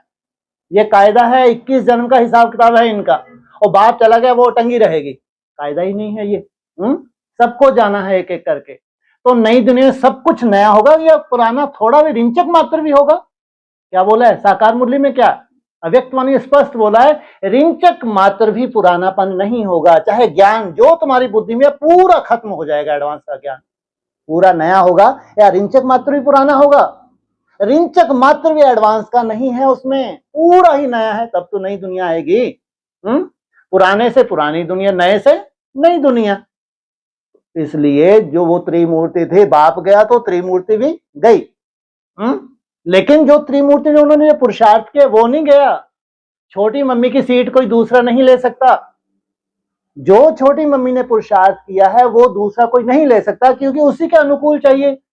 जो 21 जन्म का जोड़ा होगा समान पुरुषार्थियों का है, अलग अलग पुरुषार्थी हैं समान पुरुषार्थी हैं। तो ब्रह्मा कुमारी में जो नंबर 1 होगी और ब्रह्मा कुमारी में नंबर 1, इनको कहेंगे साथ साथ, इसलिए वो त्रिमूर्ति थी। ऐसा हाँ, प्रैक्टिकल किन्हीं को नहीं दिख रही, इसका मतलब ये नहीं कि वो नहीं थी। पर्दे के पीछे जो बाप को टचिंग हुई वो हर चीज यथार्थ थी। हाँ, लेकिन अब चाहिए प्रैक्टिकल। जब प्रैक्टिकल चाहिए तो इन आंखों से दिखना चाहिए। तो नई दुनिया में हर चीज प्रैक्टिकल होगी तभी नई दुनिया कहेंगे। पुराना कुछ भी नहीं होगा, पुराने ज्ञान का कोई लेना देना। जैसे ब्रह्मा कुमारी का जो ज्ञान था एडवांस में कुछ था क्या? कुछ भी नहीं था।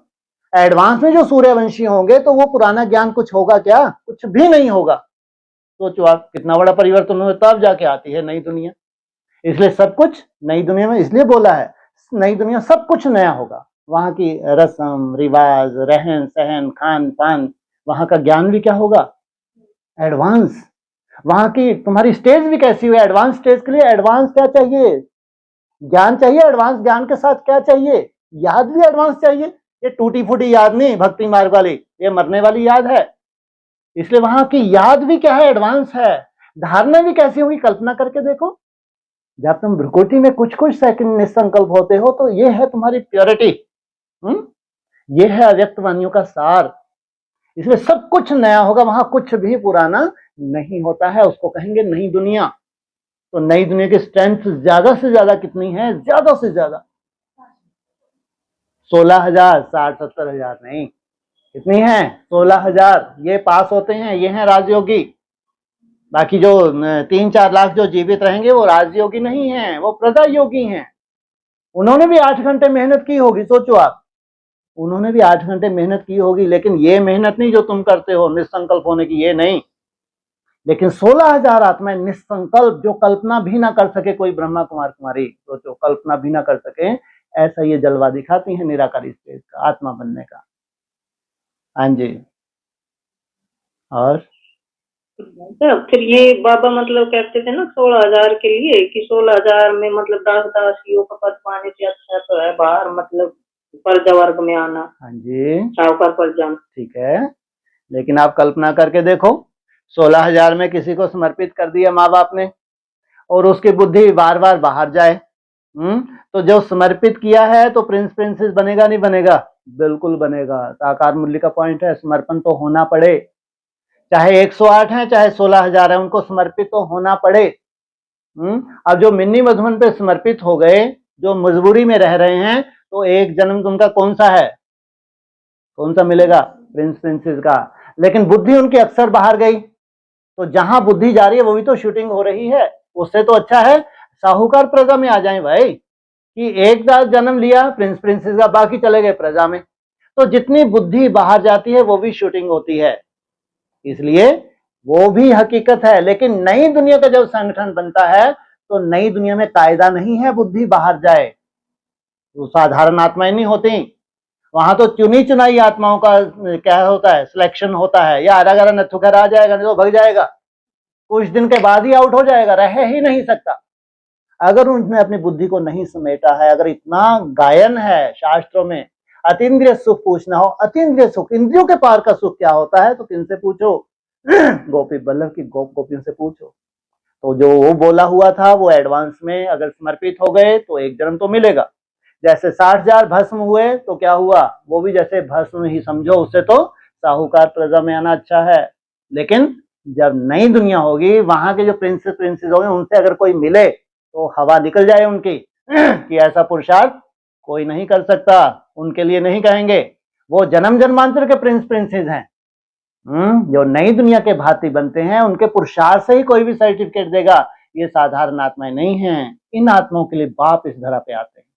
ये लंबा समय मेहनत करके ये क्या बनते हैं? ये हैं गुप्त पुरुषार्थी आत्माएं। इन्होंने इंद्रिया जीत बने हैं, इंद्रियों के पार भ्रुकुटी में बैठे हैं, देह को भी भुला दिया। वो जो बोला हुआ एडवांस में वो बिल्कुल सही है। वहां जो समर्पित है, बुद्धि बाहर जाती है, तो उससे तो अच्छा साहूकार प्रजा। लेकिन नई दुनिया में जो है, नई दुनिया में सब नहीं जा सकते, इसलिए बाबा ने बोला नई दुनिया में नंबरवार ट्रांसफर होंगे, ऐसा नहीं पूरी एडवांस पार्टी दौड़ के चली जाएगी। सुनो, जो बाबा की एसेट्स है नई दुनिया के लिए बार बार सुननी चाहिए। ऐसा नहीं कि पूरी एडवांस पार्टी वहां पहुंच जाएगी, कायदा नहीं है, वहां तो एक एक करके ट्रांसफर करेंगे, स्पष्ट बोल के गए हैं।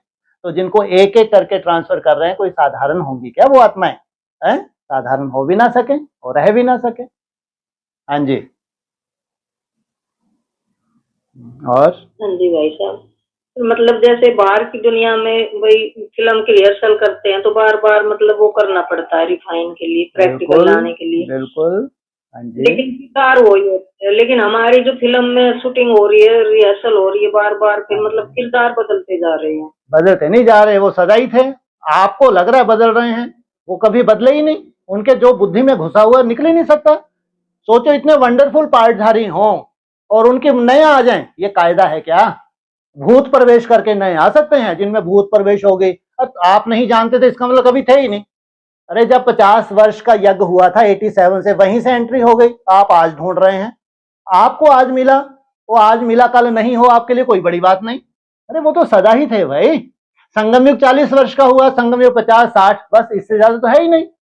कब से हैं? ज्यादा से ज्यादा संगम युग 60 वर्ष का हुआ, तब से है। तो इनके लिए नहीं थे। अरे वो सदा ही थे, बाप के साथ ही थे और बाप जैसा बन रहे थे।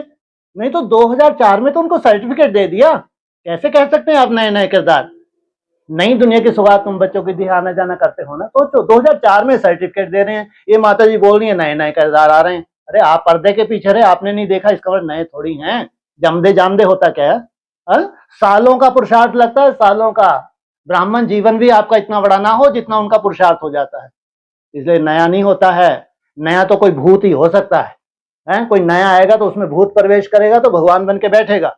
नहीं तो लंबे काल का अभ्यास चाहिए, सालों का अभ्यास होता है और सालों पहले उनको अपने पार्ट क्लियर होते हैं। कोई छटपटाते नहीं है कि हमको कोई जाने। वो तो और ही अंडरग्राउंड होते जाते हैं। जितना रिफाइन होते हैं उतना ही अंडरग्राउंड होते हैं, ये परिभाषा है देवताओं की। और जो छटपटाते हैं वो क्या है? इनके अंदर सोल है। तो ये मत बोलो कि नया नए, सबसे पुराने हैं। क्या कहेंगे इनको? ये तो पुराने ते पुराने हैं, चाहे एडवांस हो चाहे ब्रह्मा कुमारी हो, इनको कहेंगे पुराने ते पुराने। हाँ जी,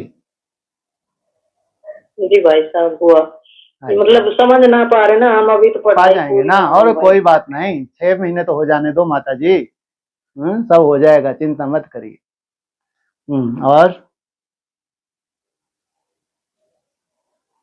हाँ जी, और किसी का कोई प्रश्न?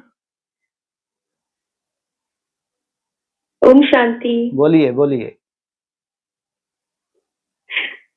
तो चैतन्य म्यूजियम जो होगा एक जगह पर, हाँ जी, फिर आपने कहा कि हर कोई को परमिशन नहीं होगी। क्यों देंगे परमिशन? ऐरा गैरा नथु खैरा भी चला आ रहा है देखने के लिए। लक्ष्मी नारायण के मंदिर में किसी को परमिशन होती है अंदर धक्के खाने की? जहां पुजारी है? हद होगी। मूर्ति अंदर है, जहां केवल पुजारी है वही जा सकता है। बड़ा सेठ भी होगा, उसको बोले सेठ जी यहीं से डाल दो जो सोना चांदी आपको डालना है, अंदर नहीं।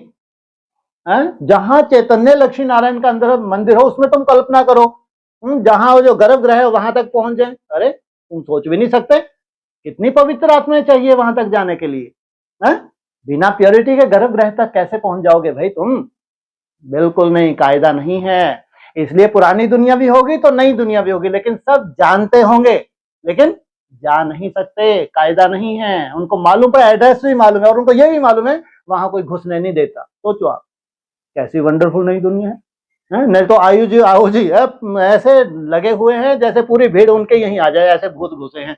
भगवान बनने के लिए क्या चाहिए इनको? भीड़ चाहिए।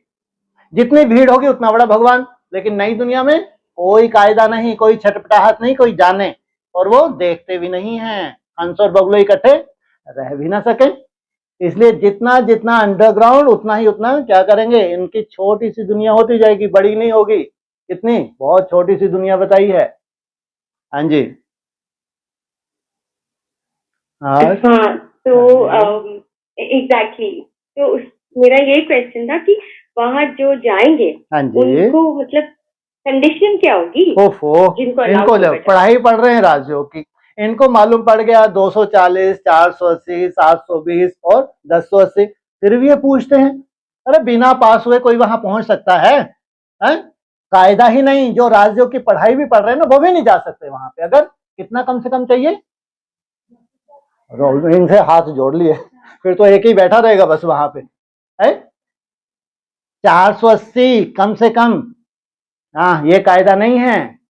और वहां जो तैयार हैं वो कितने से कहां तक मेहनत कर रहे हैं? मेहनत नहीं कहो, सहज राज्यों कितना कितना 720 से 1080 का आनंद ले रहे हैं, और हम 240 वाले वहां पहुंच जाएंगे, 300 वाले पहुंच जाएंगे, 400 वाले, 480 माना 480, इससे कम नहीं। नहीं, गर्भ ग्रह तक भूल जाओ, यही तो राजयोग है। करो प्रैक्टिस। कहाँ जाना है? चैतन्य मंदिर में जाना है, चैतन्य मूर्तियों के साथ रहना है, उनका वाइब्रेशन हमको देखना है। ऐसी निराकारी स्टेज में कैसा सुंदर उनका वायुमंडल वाइब्रेशन होगा। हाँ जी। जी भाई साहब जी। आज आया कि जैसी वृत्ति होती है वैसी दृष्टि वृत्ति स्वतः ही बन जाती है। हाँ जी। तो और जैसी वृत्ति वैसा वायुमंडल बनता है। ठीक है। तो वृत्ति वैसी बनाने के लिए हाँ जी, संकल्प से बनती है वृत्ति। जैसा तुम्हारा संकल्प है वैसी ही वृत्ति बन रही है। सुंदर संकल्प रच रहे हो तो सुंदर वृत्ति, नेगेटिव संकल्प है तो नेगेटिव वृत्ति, नेगेटिव वृत्ति है तो तुम्हारा अपना वायुमंडल है, सामने वाले को क्या करेगा? देहभान की तरफ खींचेगा। जितना आत्मिक स्मृति हो तो तुम्हारी स्मृति से तुम्हारा वायुमंडल कैसा है? रूहानी वायुमंडल सामने वाले को आकर्षित करेगा। ये तो पूरा साइंटिफिक है। संकल्प से बनती है वृत्ति, वृत्ति से बनता है वायुमंडल। अव्यक्त वाणी भरी पड़ी है, इसलिए कहां तक जाना होता है हमको? संकल्प तक। संकल्पों का परिवर्तन अर्थात बीज का परिवर्तन, जिसने संकल्पों का ही परिवर्तन कर रहा है उसकी पूरी दुनिया ही परिवर्तन हो जाती है। तो उसका कल्पना करके दो, उसका वायुमंडल कैसा सुंदर वायुमंडल होगा, कैसा सुंदर वाइब्रेशन होगा। आधार संकल्प को बाबा ने बीज बताया है अव्यक्त वाणी में। हाँ जी। हाँ जी भाई साहब। और एक पॉइंट बहुत अच्छा लगा था कि वायुमंडल श्रेष्ठ बनाने से स्वयं के पुरुषार्थ के साथ साथ सेवा भी हो जाती है। हाँ, सब इसलिए इनको बोला है निरंतर सेवाधारी। वैसे वाचा से आप कभी निरंतर सेवा नहीं करते, कर्मना से कभी भी निरंतर सेवा नहीं कर सकते, लेकिन एक योगी निरंतर सेवाधारी बन सकता है, क्योंकि निरंतर वो वायुमंडल बनाता है। इसलिए अगर निरंतर सेवाधारी की बात अव्यक्त वाणी में कभी आई है तो वो कहेंगे निरंतर जो वायुमंडल बना रहे हैं उससे बड़ी कोई सेवा नहीं है। हाँ जी। जी। और भाई साहब एक चीज का हम हमेशा कहते हैं ना कि इतने सालों से कई लोग पुरुषार्थ कर रहे हैं, वहां ब्रह्मा कुमारी में भी 50-50 साल से। तो कल बाबा को सुना, तो बाबा ने ऐसे बोला कि आदि के 50 वर्ष। ये नहीं सुना किसके लिए बोला? हाँ जी, हाँ हाँ, अति सुंदर। सोचो, आप कल्पना करके देखो, जो भी ईयर की वो वाणी थी, तो आदि के 50 वर्ष माना 87 है ना, और 87 तक जो आते आते आत्मा ने जो पुरुषार्थ किया, तो 5 वर्ष में कैसी स्टेज पे जाने वाली है सोचो। और 5 वर्ष के बाद फिर क्या हो जाएगा? 14 ये मास की क्या बताएंगे? तपस्या। सोचो 91, 92, 91 में 14 मास की तपस्या बताई है, और 92, 93 को फिर अव्यक्त मास बनाया गया, वर्ष मनाया गया। सोचो, कल्पना करके देखो, 87 के आसपास जो शूटिंग पीरियड था, बाप किसी स्टेज पे रहा होगा कि 5 साल में उसको जंप लगा के कहां तक कूदना था। जो 50 वर्ष हो गए थे वो 50 वर्ष वालों को भी नहीं मिलने जा रहा था, जो 5 वर्ष में उसको मिलने जा रहा था। सोचो आप, बाप जा रहा है, कूद रहा है 91, 92 के आसपास, कितने 50 वालों को क्रॉस कर रहा है। तो सोचो उसकी जो वंशावली है तो वो कैसे अछूती रह सकती है कि 91 के आसपास निरंतर याद की मेहनत ना करें। जैसे अभी माता जी का क्वेश्चन था कि नया, अरे नया कुछ नहीं है, बहुत पुराना है। सोचो, जिन आत्माओं के लिए 91 14 मास की तपस्या बोली थी, क्या उनको एक दिन भी राहत ऐसी महसूस की लगा होगा कि नहीं आज तपस्या कम हो जाए, चलेगा? कल्पना करके देखो, बाप के साथ साथ जो आत्माएं रही होंगी तो उनको तो एक दिन भी, जब 14 मास बोले हैं तो 14 मास ही उन्होंने सफल किए होंगे। कल्पना करके देखो, कोई नया हो सकता है? बाप सबसे आगे है, लेकिन पीछे पीछे हाँ, जो बाप के खास राइट हैंड है, वैसे वैसे पीछे पीछे वो भी मेहनत कर रहे हैं। हाँ जी। हाँ जी भाई साहब। और 8 बीज रूप और उनके आधार मूर्त के जब संस्कार मिलन हो जाते हैं तब उनकी गिनती नवग्रह में होती है। हाँ जी हाँ। अब ये बन गया ग्रस्त। इसमें क्या आधार मूर्त भी चाहिए। उसमें भी खास जो बीज हैं वो है सूर्यवंश चंद्रवंश। खास बीज कौन है? पहले पहले सूर्यवंश चंद्रवंश। उसमें आधार मूर्त भी चाहिए। अगर आधार मूर्त है तो घर ग्रस्त कैसे बनेगा भाई? ग्रह अर्थात परिवार। कहते हैं ग्रह दशा, ये परिवार की दशा। कौन सा ग्रह सबसे उत्तम है जिसकी दशा इनके ऊपर बैठी है? बृहस्पति की। तो बेसिक मिनी बेसिक मत कहो, वो लास्ट तो फास्ट, फास्ट तो फर्स्ट जाने वाली आत्माएं कहो अब तो उनको। इसलिए अंधों को आईना बोला है, लंगड़ों को कहीं नहीं बोला इनको लाठी दे दो। हाँ, अंधों के आईना भी बोला है और अंधों के लिए लाठी भी बोला है। लेकिन लंगड़ों के लिए कहीं नहीं बोला। तो सोचो कितना वंडरफुल पार्ट है वो 10% का। तो उनकी बात है। अब जब भी परिवार बनेगा तो चंद्रवंश तो चाहिए, बिना चंद्रवंश के नहीं। अगर सूर्यवंश बहुत ऊंची स्टेज पे है तो खुशबू किनको आनी चाहिए? लंगड़ों को नहीं, इनको कभी आएगी नहीं, इनके लिए नहीं है। हाँ, इनमें जो कोई कोई आत्माएं हैं जो सूर्यवंशी हैं, वो कोई माताएं भी हो सकती हैं। वहां जो बैठी हुई बहनें, उनमें 20% बची खुची ही बची होंगी और उनमें भी 20%, बाकी 80% तो अभी मजबूरी में ही हैं। तो ऐसे कोई कुमार भी होंगे, कोई अधर कुमार भी होंगे, कोई कोई। अधिकांश कहाँ है? हाँ, विजयमाला में। उनके बिना नहीं। इसलिए विजयमाला का आह्वान करो। और प्योरिटी की पावर का जब तक आह्वान नहीं हुआ है, जब तक सूर्यवंश और चंद्रवंश नहीं मिले, तब तक नहीं कह सकते कि देवता धर्म की स्थापना हो। हाँ जी। हाँ जी भाई साहब। और उस दिन एक क्वेश्चन बहुत इंटरेस्टिंग लगा था। मतलब कोर्स कराते हैं, कोर्स जब हम करते हैं तो एग्जैक्ट ऐसे 5000 ईयर्स 5000 वर्ष का कल्प होता है, 84 जन्म की बात आती है। पर उस दिन 84 जन्मों का आपने जो बोला ना, वो बहुत अच्छा लगा कि कलयुग में 42 जन्म। ओफो, ये सबसे बड़ी आफत है उनकी, जो बार बार सुनते रहते हैं।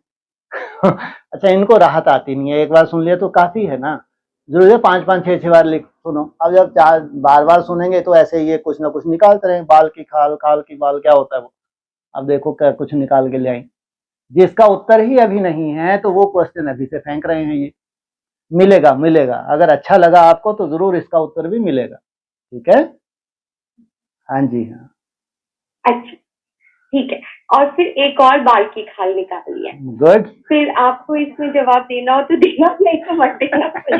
हाँ जी। वो उस दिन AM और PM का क्वेश्चन आया था तो वो भी नहीं समझ में आया। मेरे को भी नहीं आया, बहुत कुछ तो मेरे को भी बात नहीं आया। अरे बात यही निकले थे। कौन सा गीत था? गीत कौन सा था?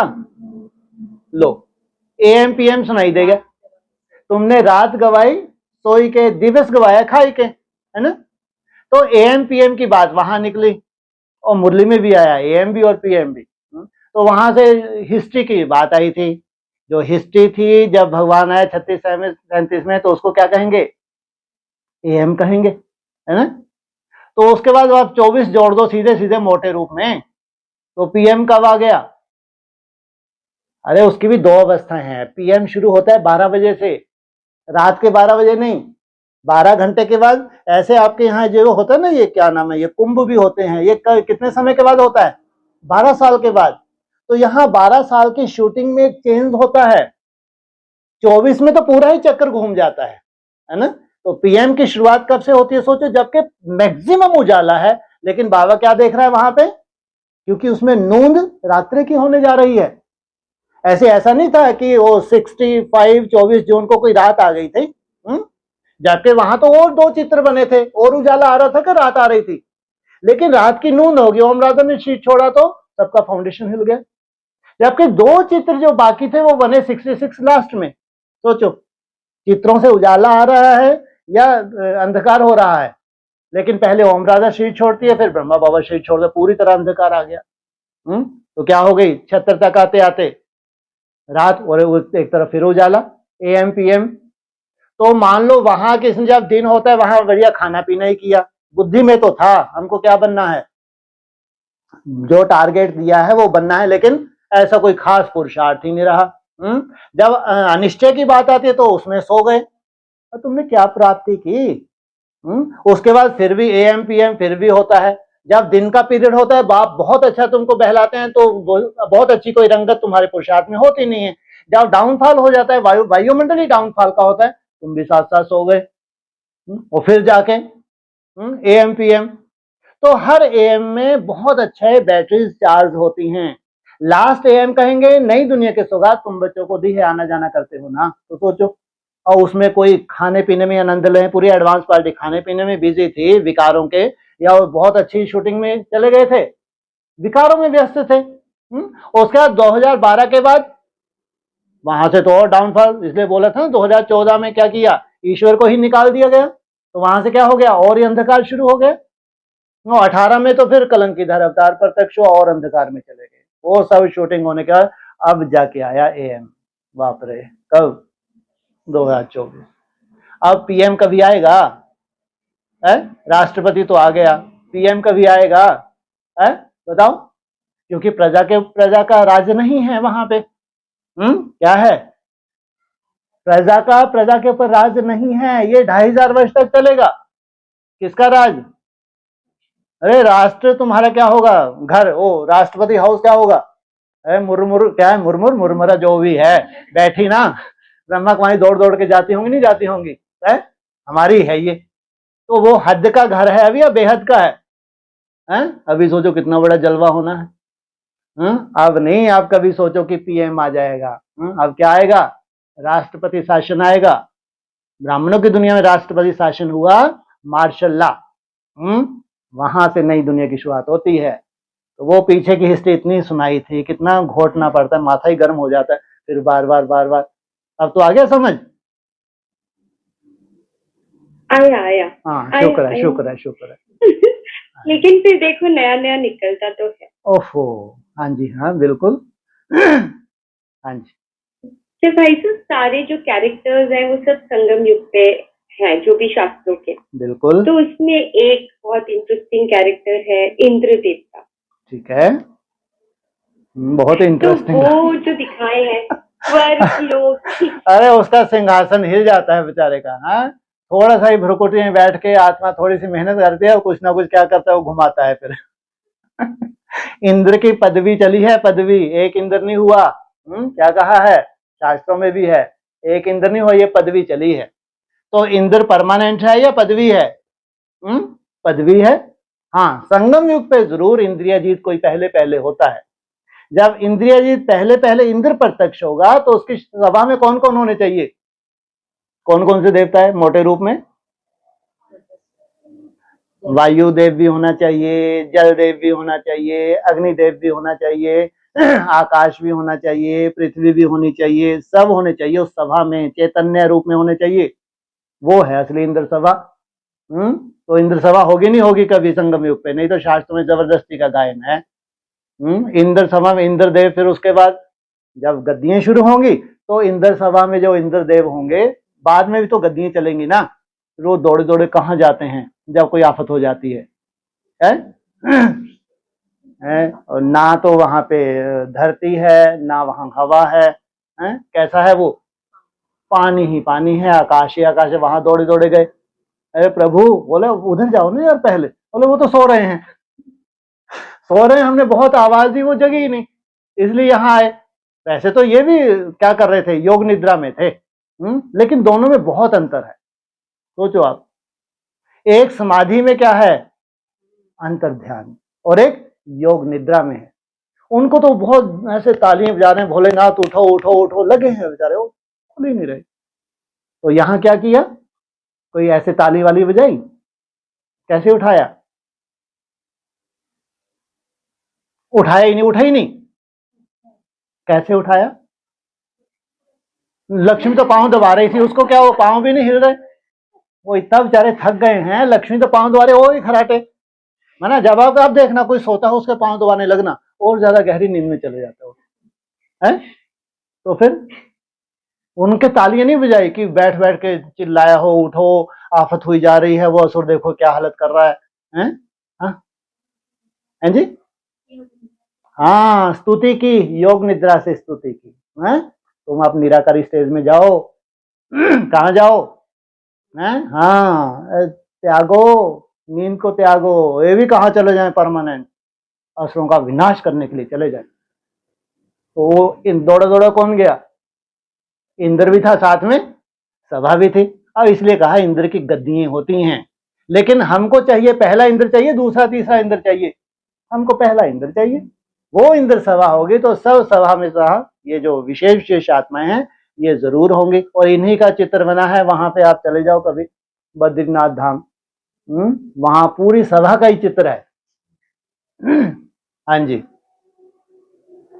और हाँ, तो अच्छा, तो गतियां होती है तो फिर अलग अलग इंद्र होते होंगे, क्योंकि फिर उनमें इतना वो होता था ना कि इनकी तपस्या भंग करो और फिर अप्सराएं वो कैसा इंद्र होगा जो तपस्या भंग करवाएगा है? ऐसा निखट्टू होगा वो। सोचो कैसा उसका सिंहासन डोलता रहता है आर्य समाजी का है?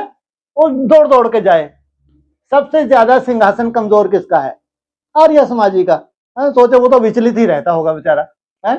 और सबसे बड़ी बात, कितने परेशान होते होंगे जो अव्यक्त इंद्रदेव हैं कि कौवे जैसी आत्मा मिली है सवारी करने के लिए, तो सदा ही विचलित रहेगी। आप ऐसे इंद्रों को क्यों ढूंढ रहे हैं? हाँ जी। और ढूंढ थोड़ी रहे हैं। अच्छा अच्छा अच्छा, हमको बस समझना था हाँ, कि हाँ, ऐसे कैसे इंद्र। ठीक है ठीक है ठीक है। हाँ जी हाँ। और भाई साहब, जो ये मुरली के महावाक्य, हम मुरली को कितनी इम्पोर्टेंस देते हैं। हाँ जी। भगवान ने ये बोले हैं, ठीक है। तो और संगम युग पे जो कर्म है उसको कर्म होते हैं, हाँ जी, अच्छे कर्म करने होते हैं। ठीक है। तो जो मुरली के महावाक्यों को कट करते हैं, हाँ वो जी, कैसा कर्म हुआ फिर? ठीक है, मंदबुद्धि है, सजा मिलेगी उसकी। वो ठोर नहीं पाएंगे, कोई बहुत बड़े पार्ट नहीं है। जिम्मेवारी तो मिली है इनको, माउंट आबू में बैठे हैं, लेकिन अगर मुरली को कहीं से भी कट किया है उन्होंने तो उनको तो लगा हम सेवा कर रहे हैं, कट करेंगे कि इसके जवाब नहीं है तो जरूरत नहीं है, तो सजा तो मिलेगी। कितना भी मुरली कट करे तो भी जो अव्यक्त स्टेज है उसमें तो ऑटोमेटिक आपकी पालना होगी नहीं होगी। जितना जितना आप निराकारी स्टेज में जाते हैं उसमें तो धीरे धीरे मुरली की भी दरकार ना रहे। मुरली आई कहाँ से है? आदि शांति तो होगा। जिस धरनी में दफन थी उसी धरनी में से तो निकलती है ना।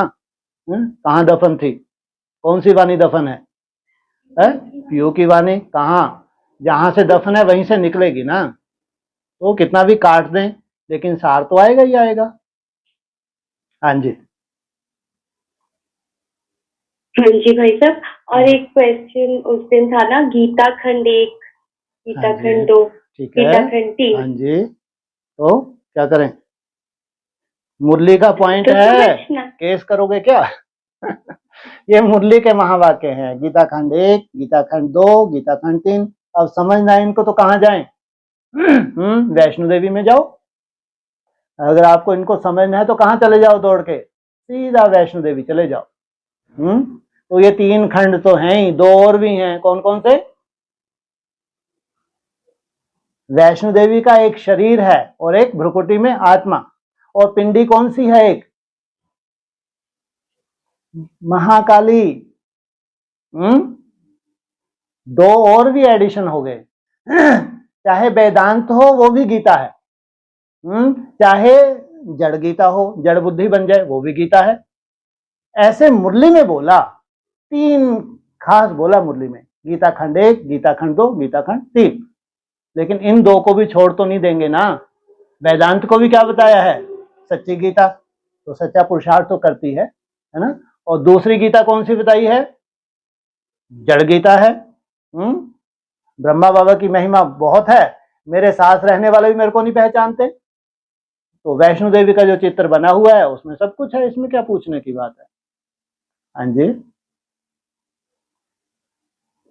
ठीक है भाई साहब।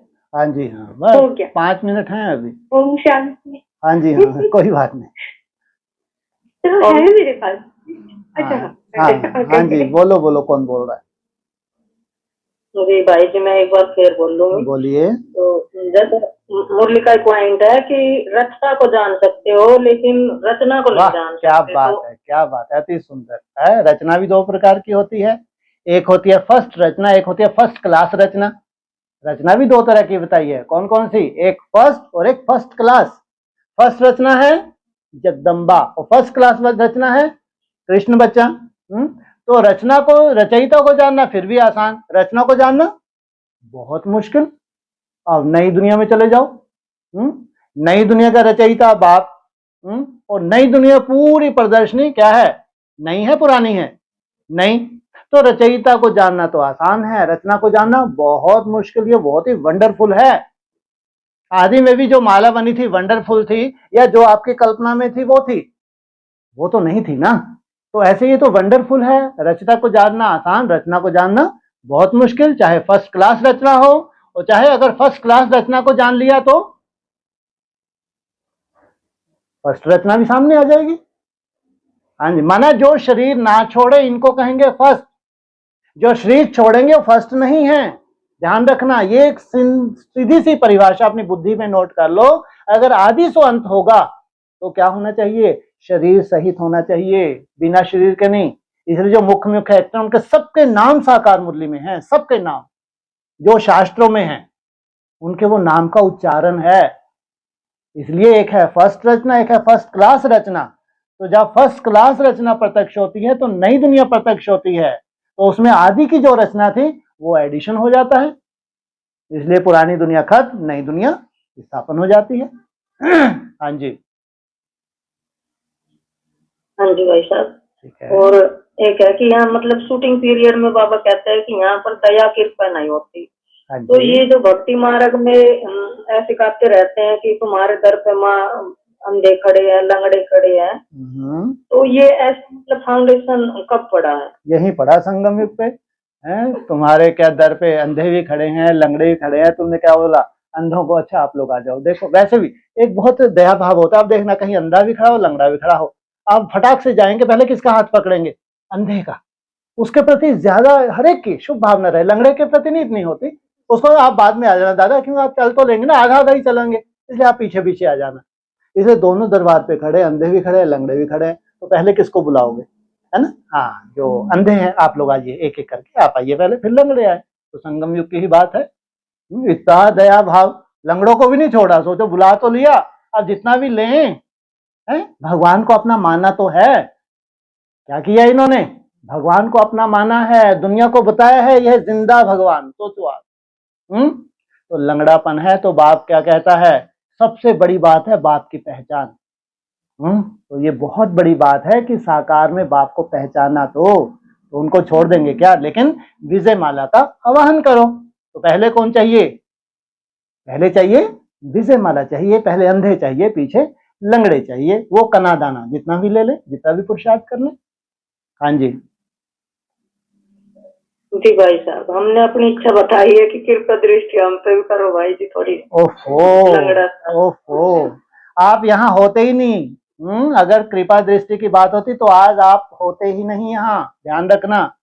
इसलिए कहा एडवांस पार्टी में अच्छे से अच्छे हैं, माताएं भी अच्छी से अच्छी हैं। जो वहां बैठी हैं कन्याएं, वो एक्स्ट्राऑर्डिनरी हैं, उनमें दीदी दादी हैं, साधारण नहीं है वो। अच्छे अच्छे कुमार हैं एडवांस में, सब ऐसे नहीं है दुर्दशा को प्राप्त। अच्छी माताएं हैं, अच्छे भाई हैं, युगल जोड़े हैं अच्छे अच्छे भाई। इसलिए बाप तो देखता ही नहीं। वहां जो भी मान लो थोड़ा बहुत डमरू बजा है, तुम्हारी बुद्धि में उसकी तान आ गई तो बाप देखता है, ये तो बाप ने डमरू बजाया, लेकिन कितनी जल्दी सुध आ गई।